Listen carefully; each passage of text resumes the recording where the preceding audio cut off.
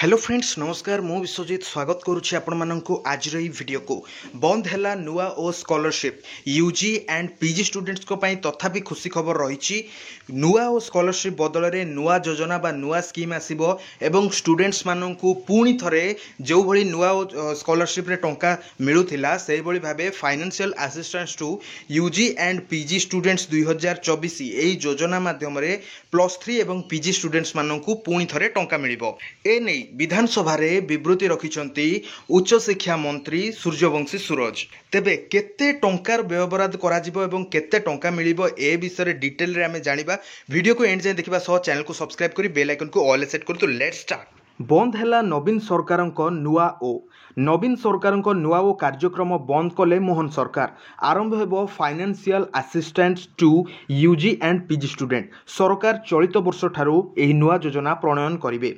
योजनार निर्देशावली प्रस्तुति कार्य चलीथिबा कहिले उच्च शिक्षा मंत्री। तेबे फ्रेंड्स जहाँकि आपण मैंने जानी जहाँकि नुआ ओ स्कॉलरशिप जो थिला ए नुआ ओ स्कॉलरशिप माध्यम रे राज्यर समस्त जो स्टूडेंट्स +3 एंड पीजी स्टूडेंट्स मानकु यथाक्रमे 9,000 10,000 एवं 11,000 लेखाएं मिलूला।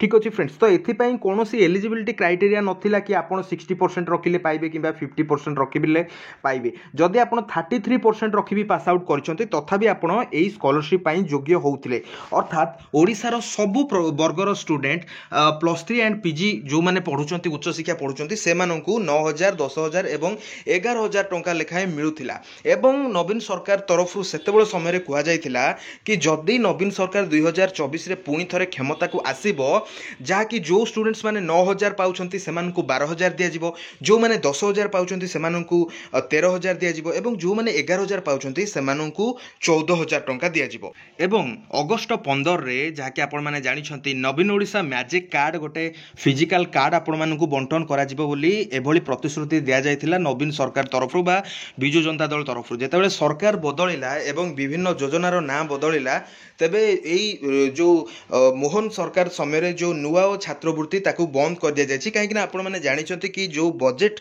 चलित वर्ष आसीछि सेही बजेट रे नुआ और छात्रवृत्ति पई कोनोसी व्ययबराद करा जाय नाही। तेणु करी एई विवृत्ति देइछंती उच्च शिक्षा मंत्री सूर्यवंशी सूरज एवं से कहिछंती कि नुआ और कार्यक्रम संपूर्ण भावे बंद करा जायछि। यूजी एंड पीजी स्टूडेंट्स मानक पई एक नुआ स्कीम आसीबो जो स्कीम रो ना हबो financial assistance to UG and PG student. तेबे जहाँ विश्वस्त सूत्रରୁ जणा पड़िछि एई नुआ योजना रे मध्य सबु वर्गर स्टूडेंट्स मानकु सहायता दिया जिवो एवं सहायता राशि जहाँ कि आमे कहि पारा जेतु पूर्व सरकार 9,000 दउतिले तो ए सरकार ताठारु निश्चित रूपे अधिक देबे, ताठारु कम देले तो जहाँ हेले भी असंतोष निश्चित रूपे रहिबो। तेणु आमे कहि परिबा सेई 12,000 13,000 एवं जो 14,000 रहिछि एई भली स्कीम 12,000 13,000 14,000 एई भली अमाउंट आपण मानकु मिलिबो।